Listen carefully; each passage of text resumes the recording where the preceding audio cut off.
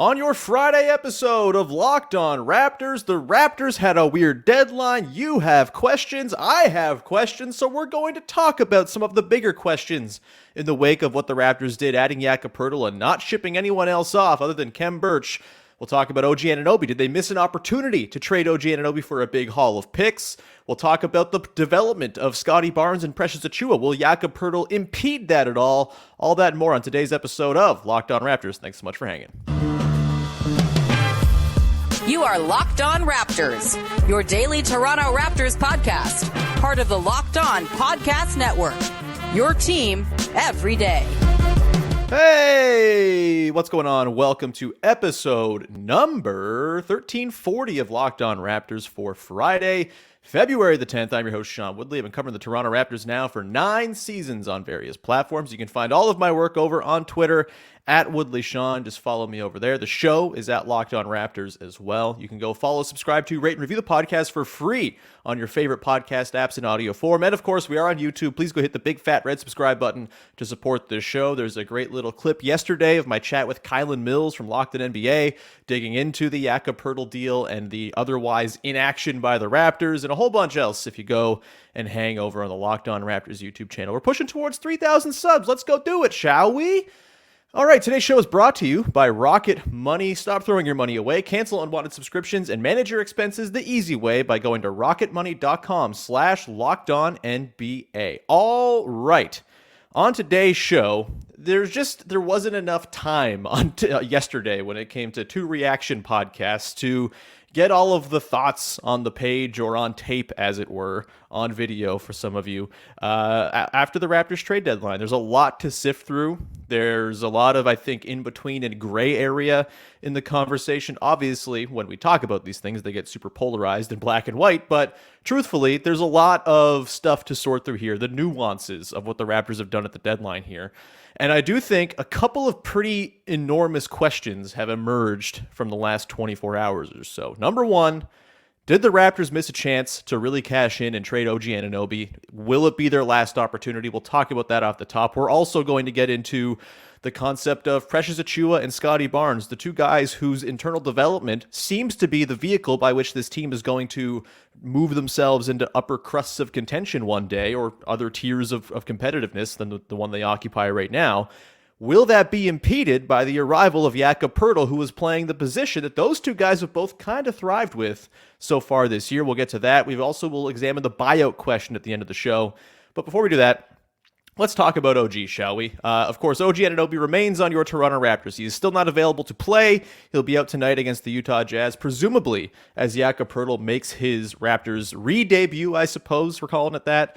And so still a little bit of time here until OG gets back and we can see how it all works with him on the floor. But I do think it's a fair question to ask coming out of the deadline, and with some of the reporting coming out from the likes of Zach Lowe, Tim McMahon, Tim Bontemps on the various ESPN podcasts I've been mainlining over the last 12 hours, I do think there's the reasonable question to ask, did the Raptors miss their chance to cash in on OG Anunoby here and get themselves a haul, a return, whatever you want to call it, that could better set them up for the future? Obviously, they've created a situation here where they've got to thread the needle just about perfectly. We've talked about this already. You know, they've got the 3 pending UFAs, presumably all guys they'll want to keep or at very least sign and trade to get something back in return.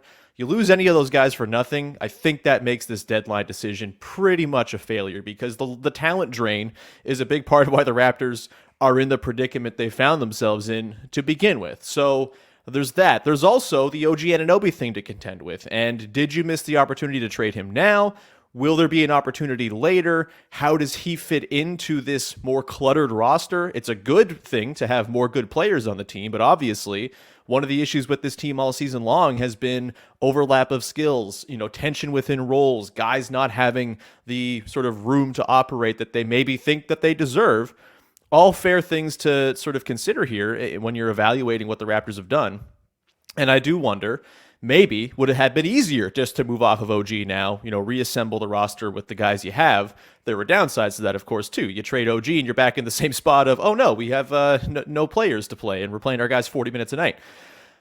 With OG, let's just kind of run through some of the reporting. First off, Zach Lowe reporting that there were 3 firsts on the table, for OG throughout the day from some team. Tim McMahon suggested the Grizzlies had 3 first-round picks on the table for OG as well. When Zach Lowe was on his podcast last night talking with Bobby Marks and Kevin Pelton, he noted that the Raptors were really wanting a player back in exchange for OG Anunoby, in addition to whatever picks they were looking for. We heard the rumors about Jonathan Kuminga from the reporters out of Golden State, for example. We talked long about the idea of a Dyson Daniels or a Trey Murphy or someone like that, a young player, probably a little more cost-controlled than what OG is, who you can throw into your mix and have him grow along with the guys you have on hand, so you're not just waiting on picks to convey down the line. And I think that was a fair thing for the Raptors to want, right? This is a team that their biggest problem all season long hasn't been that they don't have good players. It's that they don't have enough of them. And the ones they have haven't really fit super well. And, I don't blame them for wanting to get players back, actual real players who have NBA experience as opposed to the speculative nature of draft picks, from teams that are probably pretty good, right? This is the thing, too. You can say 3 first-round picks, but what were the conditions? The Raptors have not exactly covered themselves in glory as a team that can negotiate great protections on picks, so maybe that's a consideration here. Were they real first-round picks? Were they protected top 10, lottery protected? Do they have weird protections on them down the line? How, when do they convey? Do they turn into 2 seconds eventually if they don't convey? All these things we don't know. We may never know. And so it's hard to have a full sort of justification of, yes, the OG Anunoby missed opportunity is a bad one. The Raptors didn't get what they could have gotten. I think it's fair to think maybe this could have been easier. Obviously, if you move OG now, the money in the offseason gets a lot easier to manage. Maybe there's less concern about keeping all of Jakob Poeltl, Gary Trent Jr., and Fred VanVleet if that's what they want to do. Because you have more money to work with, you can pay them what they're asking for. You don't have to ask for any sort of discount or anything like that. Don't have to worry about bidding wars from other teams with cap space. That would have made things easier, of course. But I do think I get where the Raptors are coming from here on wanting to see just a little bit more of what this team can be. Obviously, OG has been a big part of it. OG has maybe been a piece that's not fit super well this season, but he's a very good player. And if you can keep a very good player on your team and make it work, I feel like that's the preferable option. And bringing in Jakob Poeltl, I think, does allow the Raptors to sort of realign things in a pretty nice way. We'll get to that in the next segment as well. But as far as the OG stuff, 3 first-round picks is a lot, man. It's a lot to say no to. Again, we don't know what the conditions or what the actual nature of those picks was, but I don't begrudge you necessarily if you think they missed the opportunity. I was saying going into the deadline, they should be trading OG Anunoby. Again, the packages I had in mind were more player-heavy. Obviously, those didn't come to fruition. It doesn't sound like there was anything close, for example, with the Blazers from the reporting that you get in the podcast that you listen to from all the insider types. We talked about Anthony Simons potentially as just like a straight swap for those two. We mentioned the Tyrese Maxey thing. Like, this is why, I don't feel all that upset about them not going and making this deal, because it didn't seem like those good player for good player swaps are on the table, which is really what I thought was the best course of action if you were going to deal OG. Get a guy who fits your roster better than the very good player who currently is maybe not the best fit. Patience is an underwhelming thing, right? It's not satisfying. It's not, it leaves you open to bad things happening down the line, catastrophic injury, things not working out well. The Raptors, if they, over these next 26 games completely poop the bed and go like 10-16 or something, the whole thing becomes very much up in the air. And you can really question as to whether or not this was the right move by the Raptors. I don't think we can judge that yet because we haven't seen how these next 26 games play out. But these next 26 games are massively important for the Raptors as a franchise, for Masai Ujiri and Bobby Webster's reputations, all of that. And I do think getting to see what OG does in these next 26 games, if you can find some lineups where he's maybe a little bit higher in the pecking order, you have more options to play with. You can play guys fewer minutes. You can stagger your guys a little bit more sort of intentionally and with certain combinations of players to really enhance what they're doing. I think that's doable. Jakob Poeltl, you kind of start building lineups together, and it's like, oh, normal center. We'll stick him with a ball handler. We'll put some wings between them. Oh my goodness, we have real normal basketball on the floor. That's, I think, the vision here is they can find some way to make OG sort of realize, okay, this ain't so bad, and they can kind of get the most out of him while also kind of satisfying any urge he might have for a bigger role.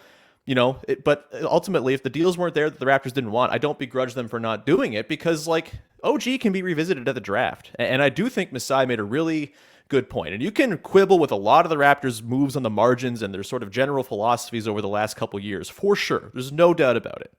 But I don't think you can quibble with their clear philosophy that the trade deadline is not the be-all, end-all. It is not this deadline that you have to make massive decisions by, because there are tools within the CBA and within the way the league calendar year works where it doesn't have to be that. You can use bird rights as an asset, as a tool for team building. You can use the draft as a way to trade guys as opposed to the deadline. And I think Masai makes a really good point. When you get out of the playoffs, you have 29 teams that have just lost. Right now, there are probably a dozen teams that think they can go and win the championship, or at least have a puncher's chance at it. You have 29 teams at the end of the year who have lost, who have failed, who have roster turnover, who have new sets of draft picks and assets available to move, and that's a bigger pool of options to play with. In season, you're not always going to get teams' best offers. They get married to their guys. They see what's worked so far. They don't want to mess up what they've got going. Big player introductions middle of the season are very hard to execute a lot of the time. So I'm not surprised a great offer didn't come.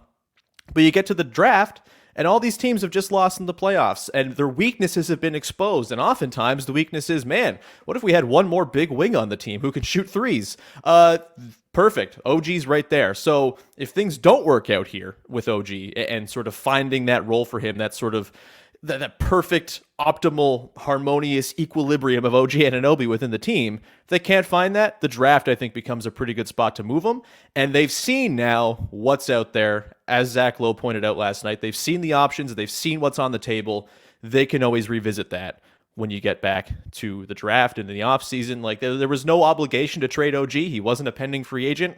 Obviously, the other free agents complicate this whole matter, but there was no obligation. I don't hate the idea of waiting, even if I might have gone with, just making the move and getting the picks and moving on from there. Again, I'm not a huge picks guy.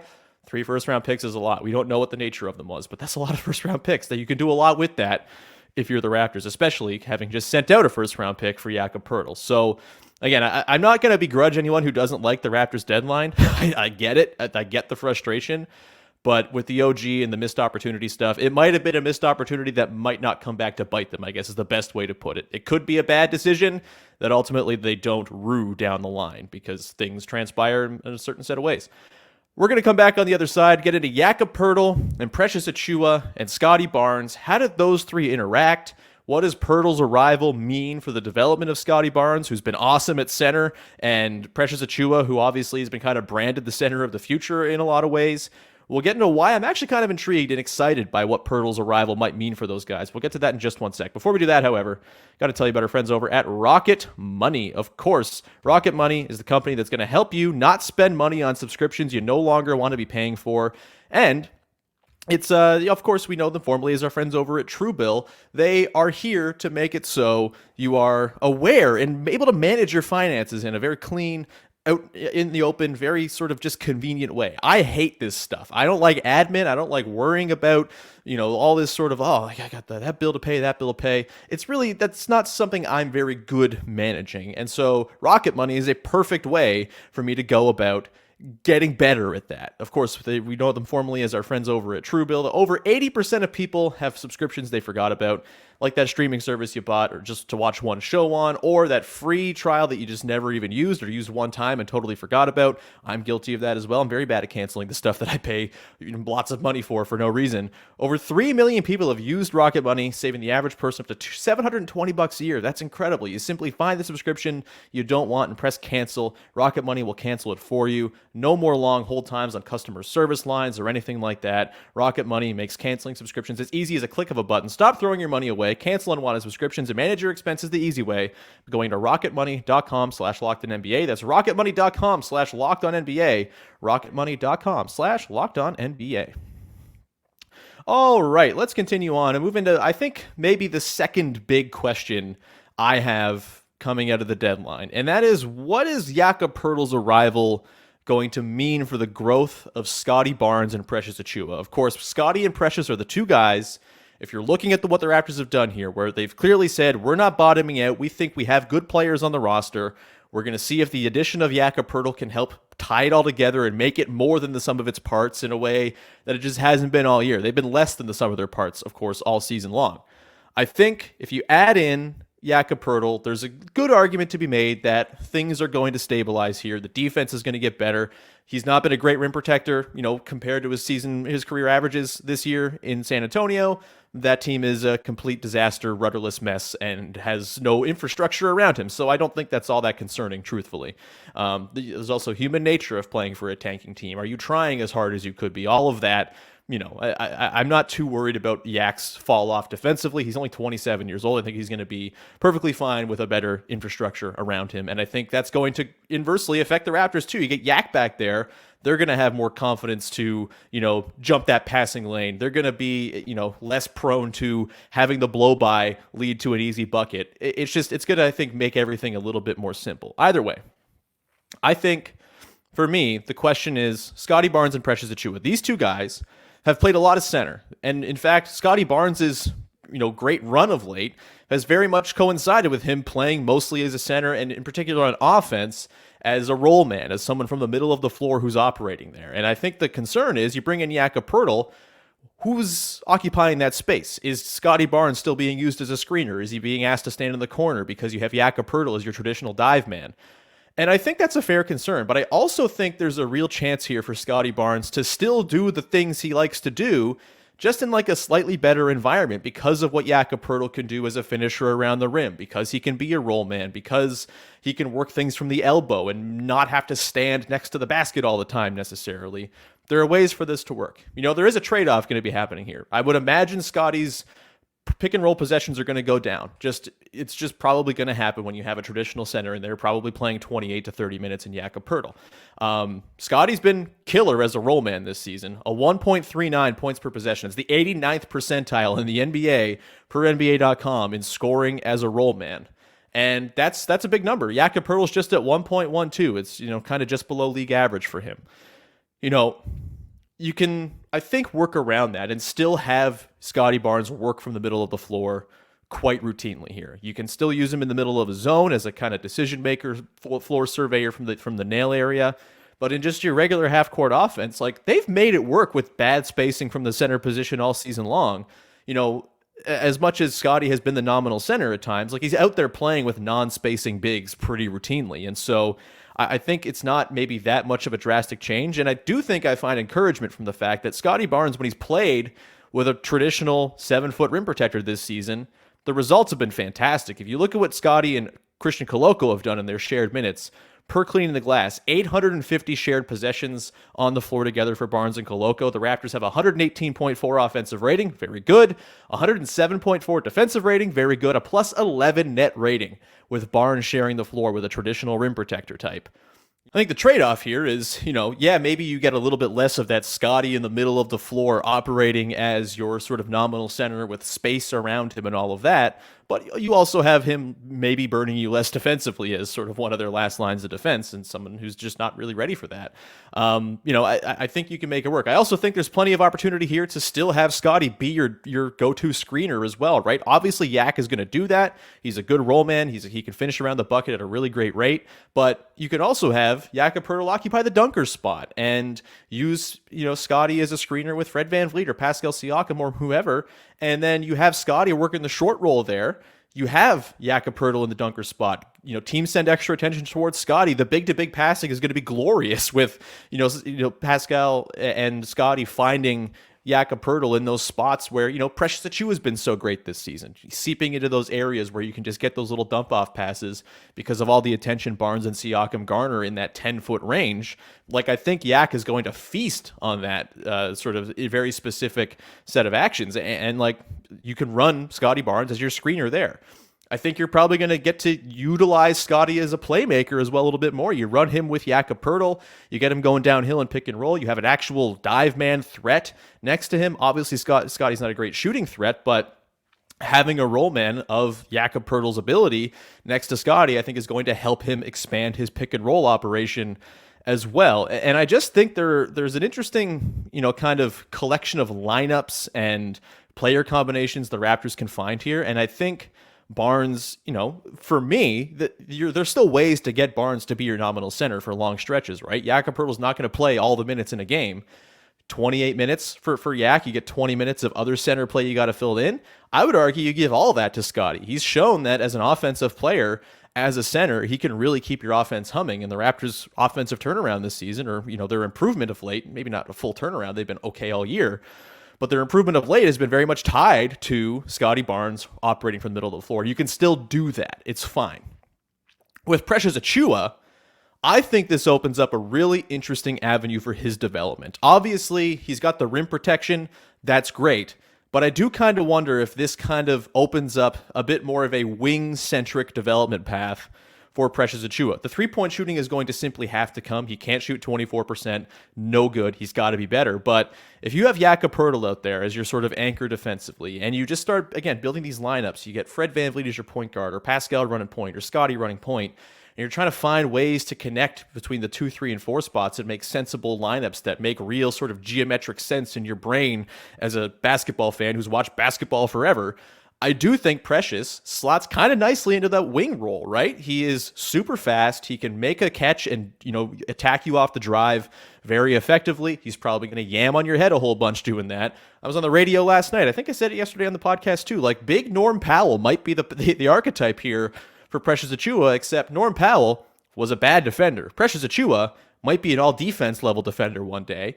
And I do think, as much as I like his rim protection, and it's a really great thing that he can offer you that, some of the better rim protection numbers that we've seen in the league so far this season from any center, obviously his volume of rim shots defended is much lower than a lot of the other guys, but the numbers have been great in a small sample. That's nice, but almost more exciting to me is the idea of Precious Achiuwa as a wing defender, as a one-on-one guy who can go swallow up the opposing team's best wing player. You play OG and Precious together, like as a wing duo, as a 3-4 duo, a 2-3 duo. That is pretty impenetrable. That's how you solve your perimeter defense issues. Not to mention you got Jakob Poeltl at the back line cleaning things up. I mean, there are some pretty interesting lineups you can roll with. Something like a Siakam, OG, Trent, Precious, Poeltl lineup, for example, where you have as much shooting as you can get on the floor there in those wing spots or close to it. Obviously, you could throw Fred in there too as your sort of point guard, roll him pick and roll stuff with Poeltl with spacing around them. But like OG, Precious, Trent as your wing trio, I like that. That's fun to me. That can be a staple lineup for the Raptors that really, does some work for them. You could also get like Fred, Gary, Precious, Boucher, Barnes as like your second unit. Like I said, you get Barnes a lot of those backup center minutes. You throw Boucher and Precious out there as your 3-4 duo. You have the shooting of Fred and Gary. That can be a staple in between lineup for you as well. And you're seeing these lineup combinations that emerge because Jakob Poeltl stabilizes everything. I think that's going to open up some pretty interesting possibilities here for Precious. And as much as I think he'll still get minutes at center and be a nominal big man at times, his ball skills, his ability to get downhill, his potential three-point shooting, which has obviously waxed and waned throughout his career, and the fact that he doesn't do a ton of typical center things that you love. He's not a great screener. As much as he can roll, he hasn't represented a very good roll target all the time. He doesn't make super quick decisions when he's in that sort of, nail area where, working in the zone or whatever it might be in the short roll. He's not a great quick fire decision maker there. When you're on the wing, you can just get the ball and go to work, whether it's putting up a shot, driving, making the next play, that type of stuff. And that's what Norm Powell really made hay with as a Raptor. I could totally see that being the future now here for Precious, as they maybe sort of, zero in on what his actual role on the floor is going to be long term.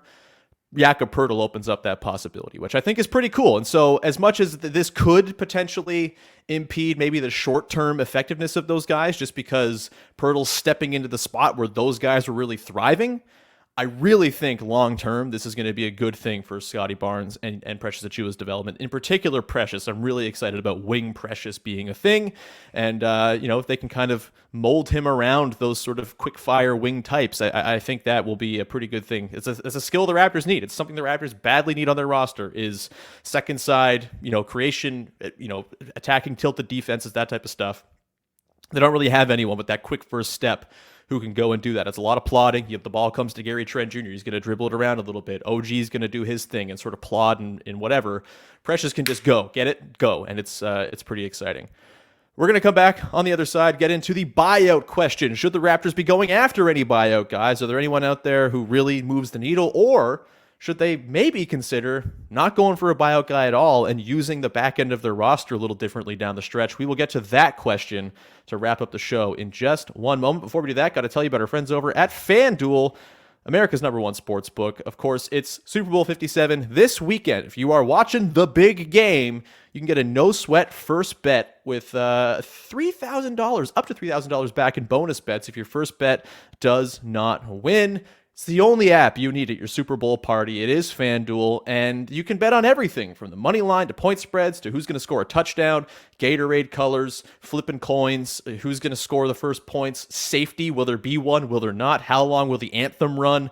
It's all on there, baby. FanDuel is your way to have a good time betting on the big game the way you like to do. The FanDuel Sports app is safe, secure, and super easy to use. Best of all, you can get paid your earnings instantly, which is awesome. So join FanDuel today at FanDuel.com/lockedon to claim your no-sweat first bet on Super Bowl 57. That's FanDuel.com/lockedon. Make every moment more with FanDuel, official sportsbook partner of the NFL and of Locked On.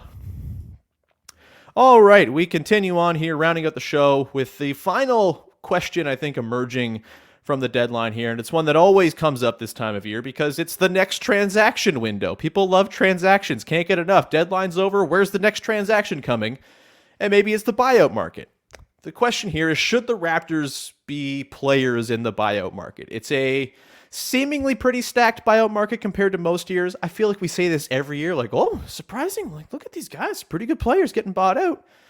For me, players get bought out for one reason, and it's that they're pretty flawed, or they don't fit, or they're just not really good anymore.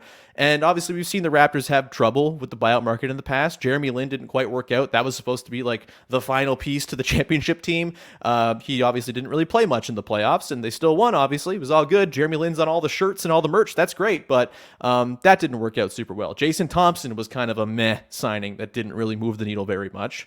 Very rarely are teams getting buyout guys who change their lives, and obviously contenders are always going to be in the driver's seat for those types.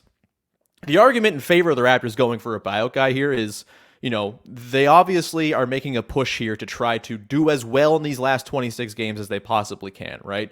They're really trying to make a push for it to go and, make a 6 seed, 7 seed, whatever it might be, trying to salvage, take advantage of a really easy closing schedule, of course, as well, and turn that into sort of a salvaging of this season.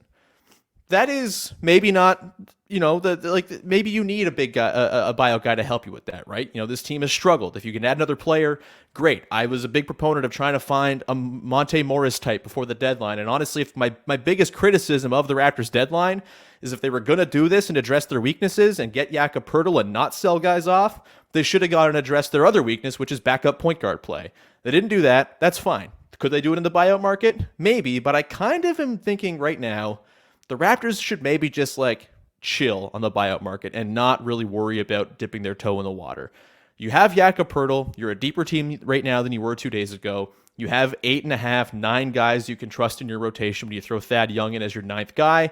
I don't know how much Thad will play. We'll see. Obviously he can help trim minutes down, but I think just the general allocation of minutes is going to get a little bit more balanced just with Yak being there and the lineup combos you can build that make a lot of sense in between.